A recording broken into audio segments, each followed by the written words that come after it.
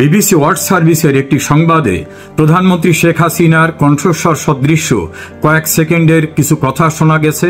সেখানে নাকি তিনি বলেছেন মারাত্মক অস্ত্র ব্যবহার করতে। তো এই বিষয়টা নিয়ে আলাপ আলোচনার জন্য আজকে আমার এই ভিডিও। ইতোমধ্যে আমি অনুসন্ধানী দুজন সাংবাদিক এবং একজন ফৌজদারি আইন বিশেষজ্ঞের সঙ্গে কথা বলেছি। তাদের মতামতটাও প্রতিফলিত হবে আমার এই আলোচনার ভিতর থেকে। এখানে আলোচনায় এসেছে যে ওই সময়ে প্রধানমন্ত্রী শেখ হাসিনা ল এনফোর্সিং এজেন্সিকে হুকুম দিয়েছিলেন যে মারাত্মক অস্ত্র ব্যবহার করো, এবং সম্ভবত বিবিসি এই বিষয়টায় তারা স্যাটিসফাইড হয়েছে, তারা নিশ্চিত হয়েছে যে এটা শেখ হাসিনার কণ্ঠস্বর। এখন আলোচনা এসেছে যে এই বিবিসি রিপোর্টটা নির্মোহ কিনা, এটা সাংবাদিকতার নীতিমালা অনুসরণ করা হয়েছে কিনা, এটা সম্পূর্ণ নাকি অসম্পূর্ণ একটি রিপোর্ট, সেটা নিয়ে আজকে আমার আলোচনা। প্রথম হচ্ছে, এই আলোচনায় শেখ হাসিনার যে কণ্ঠস্বরটা ব্যবহার করা হয়েছে, বিবিসি বলেছেন যে এটা তারা তাদের ল্যাবরেটরিতে টেস্ট করে পেয়েছেন, যে কোনো পরিবর্তন করা হয় নাই, এটা শেখ হাসিনারই কণ্ঠস্বর। অন্যদিকে বাংলাদেশের মানবতা বিরোধী অপরাধের যে ট্রাইব্যুনালের যিনি চিফ প্রসিকিউটর তাজুল ইসলাম, তিনি বলছেন এটা বিবিসির না, এটা আমাদের পরীক্ষায় প্রমাণিত হয়েছে, এটা শেখ হাসিনার কণ্ঠস্বর। এখন মানুষের ভিতর বিভ্রান্তি যে এটা কি বিবিসি বের করেছে না এটা কি ট্রাইব্যুনাল বের করেছে, এটা কার পরীক্ষা উত্তীর্ণ হয়েছে, আর বিবিসি কোন ল্যাবে পরীক্ষা করেছেন, সেই ল্যাবরেটরি কি অথরাইজড কোন ল্যাবরেটরি, বা ট্রাইব্যুনাল যাদের মাধ্যমে এটা পরীক্ষা করেছে সেটার কি সার্বজনীন গ্রহণযোগ্যতা আছে, এটা নিয়ে বিতর্ক সৃষ্টি হয়েছে। কারণ বাংলাদেশের পুলিশ প্রশাসনে এখন যারা আছে তারা অধিকাংশই দীর্ঘদিন আগে রিটায়ারমেন্টে চলে যাওয়া ব্যক্তি। তাদেরকে বাড়ির থেকে ধরে এনে তাদেরকে চুক্তিভিত্তিক চাকরি দিয়ে তাদের গায়ে নতুন করে পুলিশের ড্রেস বসিয়ে তাদেরকে এই কর্মকাণ্ডের ভিতরে রাখা হয়েছে। ফলে সেই দায়িত্ব যারা বাড়ির থেকে আসা ব্যক্তি, অর্থাৎ যারা ইন সার্ভিস ছিল, তাদের অধিকাংশের বিরুদ্ধে মামলা, বেশ কিছু জেলে 2 আইজিপি এবং সাবেক 2 মেট্রোপলিটন পুলিশ কমিশনার সহ অনেকেই জেলে, অনেকে পলাতক অবস্থায় আছে। এখন যারা শীর্ষস্থানীয় তারা কিন্তু বহু আগে রিটায়ারমেন্ট হয়ে চলে গেছিলেন, এবং অনেকের পারিবারিকভাবে আওয়ামী লীগ বিরোধী রাজনৈতিক কানেকশনও রয়েছে। সেই ব্যক্তিদের তৈরি করে দেওয়া রিপোর্টের আদৌ গ্রহণযোগ্যতা আছে কিনা সেটা একটি বিষয়। বিবিসি রিপোর্টের প্রসঙ্গে আসি। বিবিসি যে রিপোর্টটা করেছে, বাংলাদেশে ওই সময় যে সহিংসতা হয়েছিল, পুলিশকে মেরে টাঙিয়ে রাখা, 400-র উপরে থানা আক্রমণ করা, গর্ভবতী পুলিশ কনস্টেবল আর্তনাদ করে তার পেটে বাচ্চা তাকে বাঁচিয়ে রাখা হোক, এই নির্মম আর্তনাদের পরেও তাকে হত্যা করা হয়েছিল, সে বিষয়গুলো কিন্তু এখানে আসেনি। যারা প্রকাশ্যে বললেন যে মেটিকুলাস ডিজাইন করে আমরা এই ঘটনা ঘটিয়েছি, যারা আন্দোলনে নেতৃত্ব দিয়েছিলেন তারা বলছেন যে আমরাই মেট্রো রেলে আগুন দিয়েছি, পদ্মা সেতুতে আগুন দিয়েছি, আমরাই পুলিশকে হত্যা করেছি, আমরা যদি বিটিভি ভবনে আগুন না দিতাম তাহলে কিভাবে আন্দোলন হতো। নেতারা বলছেন যে 15 বছর যাবৎ আমরা এই পরিকল্পনায় ছিলাম কি কি করব। তাদের নেতারা বলতেছেন যে এভাবে যদি গভর্নমেন্টকে ফেলে দিতে না পারতেন তাহলে তারা অস্ত্র তুলে নিতেন। তাহলে সশস্ত্র যুদ্ধের পরিকল্পনা যাদের ছিল, যারা প্রকাশ্যে বললেন যে আমরা পুলিশকে হত্যা না করলে এই আন্দোলন সফল হতো না, তাহলে তারা কি শেখ হাসিনার পরামর্শে করেছেন? শেখ হাসিনা কি তাদেরকে নির্দেশ দিয়েছিলেন? এই হাস্যকর কাহিনী নিয়েও কিন্তু অনেক আলাপ আলোচনা হচ্ছে। দেন শেখ হাসিনার এত বড় একটা অডিও ক্লিপকে নিয়ে যদি বড় একটা প্রতিবেদন করতে হয়, তাহলে আওয়ামী লীগের কারু কাছ থেকে বা শেখ হাসিনার মতামতটা জানতে চাওয়া কি সাংবাদিকতার নীতিমালার অংশ ছিল না? শেখ হাসিনাকে তো ফোনেই পাওয়া যায়, অথবা তার দলের সাধারণ সম্পাদক জনাব ওবায়দুল কাদের, তার অন্যান্য নেতৃবৃন্দ আছেন, পার্টির মুখপাত্র শেখ হাসিনা এবং শেখ হাসিনার সেক্রেটারি ওবায়দুল কাদের। রিপোর্টের ভিতর বলা হয়েছে মুখপাত্রের কাছ থেকে শুনেছি, কারো নাম তারা উল্লেখ করলেন না। এর চেয়েও ইন্টারেস্টিং হলো যে কয়েক সেকেন্ডের রিপোর্ট এখানে তুলে ধরা হলো, তার পিছনের অংশ পরের অংশ কিছুই তুলে ধরা হলো না। বাংলাদেশে একটি চাঞ্চল্যকর মামলা হয়েছিল। সেই মামলাটি যিনি করেছিলেন তিনি করেছিলেন অসীম ক্ষমতাবান একজন মানুষের বিরুদ্ধে। রাতে সাংবাদিকরা তার কাছে গেলেন, যে বললেন যে এত বড় মামলা করতে পেরেছেন, আপনি একটা দুঃসাহসী মানুষ, আপনার এই গর্ব এই সাহস কিভাবে আসলো? তার অনেকক্ষণ ইন্টারভিউ নিলেন। ইন্টারভিউ নেওয়ার পরে তাকে বললেন আপনার বিরুদ্ধে তো একটা এলিগেশন আছে। উনি বললেন কি এলিগেশন? যে আপনার বিরুদ্ধে তো একটা ধর্ষণের মামলা হয়েছিল। উনি জবাবে বললেন হ্যাঁ, আমার বিরুদ্ধে একটা ধর্ষণের মামলা হয়েছিল, এটা সত্য। তবে সেই মামলায় তদন্ত করে মিথ্যা প্রমাণিত হয়, বাদীকে জেল হাজতে পাঠানো হয়েছিল। রাতে যখন রিপোর্ট করা হলো গণমাধ্যমে, তখন শুধু অতটুকু আসলো যে হ্যাঁ, আমার বিরুদ্ধে একটা ধর্ষণের মামলা হয়েছিল, ইহা সত্য। পরের পার্টটাকে বাদ দেওয়া হলো, এভাবে মেলাইন করা হলো তাকে। এই ক্ষেত্রেও শেখ হাসিনার বক্তব্যটা যদি পরিপূর্ণভাবে আসতো, তাহলে বোঝা যেত উনি কি কনভারসেশন করেছেন এবং উনি কি বলেছেন বা উনি কি বলেন নাই। আর রুলস অফ বিজনেস অনুযায়ী, বাংলাদেশের বিদ্যমান আইন অনুযায়ী, পুলিশ রেগুলেশনস অ্যাক্ট, পিআরবি এবং ফৌজদারি কার্যবিধিতে যে বিধান আছে, তাতে দায়িত্বরত পুলিশকে শেখ হাসিনার আদেশ এবং নির্দেশের অপেক্ষা করতে হয় না। আর স্বরাষ্ট্র মন্ত্রণালয়ের মন্ত্রী শেখ হাসিনা না, সেখানে একজন স্বরাষ্ট্রমন্ত্রী আছেন, তার অধীনে একজন আইজিপি আছেন, এডিশনাল আইজিপি আছেন, metropolitan police commissioner, additional police commissioner, তাদের অধীনে এডিসি, তাদের অধীনে ডিসি, ডিসির অধীনে ইন্সপেক্টর, এবং দায়িত্বে যারা থাকেন তাদের কিন্তু গুলি করার এখতিয়ার ট্রেনিং দের সময় দেওয়া হয়েছে। দণ্ডবিধির 96 থেকে 99 ধারায় বলা হয়েছে, যদি এমন কোনো পরিস্থিতি আসে যে পরিস্থিতিতে জীবন এবং সম্পত্তি রক্ষার জন্য তাকে বিকল্প কোনো ব্যবস্থা না থাকায় তাকে কঠিন কোনো পদক্ষেপ নিতে হয়, তিনি সেটা যদি নেন তাহলে সেটা অপরাধ হবে না। আমাদের আইনের ভাষায় বলা হয় সেলফ ডিফেন্স, আত্মরক্ষার অধিকার। তাহলে সেই সময়ে যেভাবে নির্মমভাবে পুলিশকে মারা হচ্ছিল, দায়িত্বরত সরকারি কর্মকর্তাদের মারা হচ্ছিল, বাংলাদেশের হাজার হাজার কোটি টাকার স্থাপনাকে পুড়িয়ে দেওয়া হচ্ছিল এবং পুলিশকে মেরে টাঙিয়ে রাখতেছিল, এই নির্মম ঘটনায় যারা মারমুখী, সহিংস, যে জঙ্গি স্টাইলের কর্মকাণ্ড করে, তাদেরকে প্রতিরোধ করতে পুলিশ যদি গুলি করে থাকে, করেছে কিনা আমি জানি না, যদি করে থাকে সেটা জীবন এবং সম্পদ রক্ষার যে আত্মরক্ষার অধিকার এবং রাষ্ট্রের সম্পদ রক্ষা, রাষ্ট্রের নাগরিকের জীবন রক্ষার এই সাংবিধানিক দায়িত্ব অর্পিত ছিল ল এনফোর্সিং এজেন্সির মেম্বার যারা সেখানে ডিপ্লয়েড ছিলেন তারা যদি এটা করে থাকে সেটা অপরাধ হবে না, এটা আত্মরক্ষার অধিকার হিসাবে যাবে।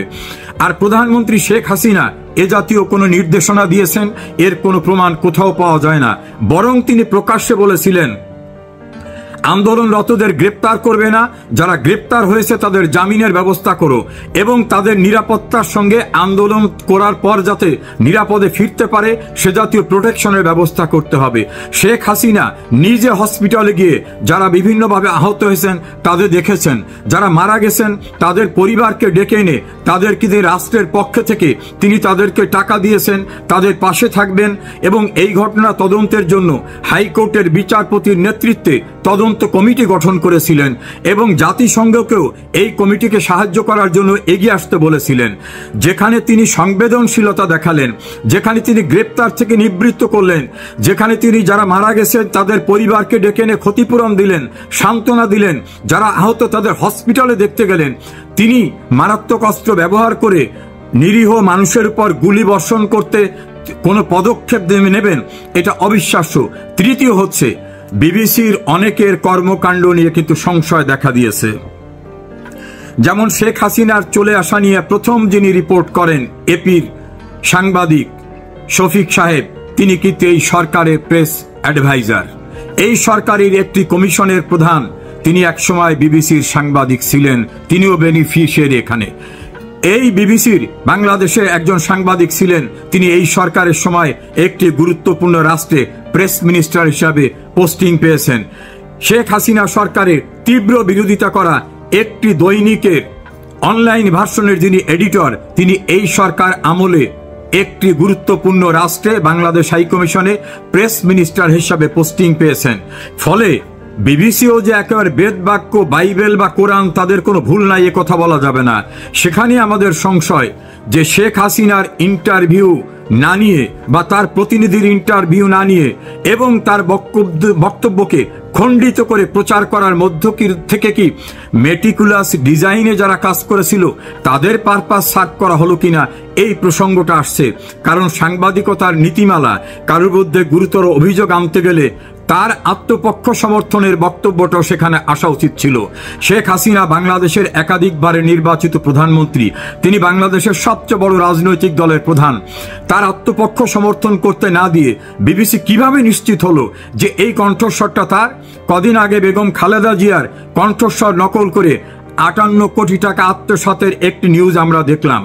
এবং বর্তমানে তথ্য প্রযুক্তি এমন পর্যায়ে পৌঁছেছে যে আমার বা দর্শক শ্রোতা যারা আছেন আমাদের কণ্ঠস্বর হুবহু নকল করে কিন্তু এটা প্রচার করা যায়।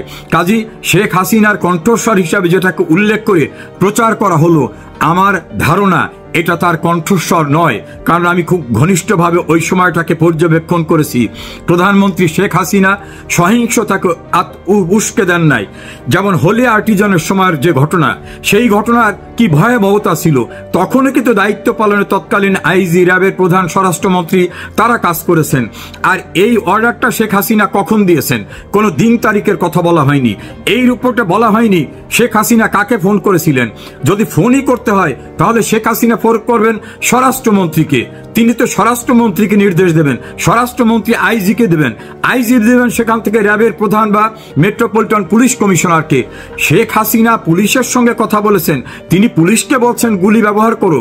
এই জাতীয় অসম্পূর্ণ নীতি নৈতিকতা বহির্ভূত একটা রিপোর্টের মধ্য থেকে ব্রিটিশ ব্রডকাস্টিং কর্পোরেশন তার গ্রহণযোগ্যতা, তার ইমেজ প্রচণ্ডভাবে প্রশ্নবিদ্ধ করেছেন। ইতোমধ্যে এই রিপোর্টের বিরুদ্ধে বিবিসিতে আনুষ্ঠানিকভাবে অভিযোগ দায়ের করা হয়েছে।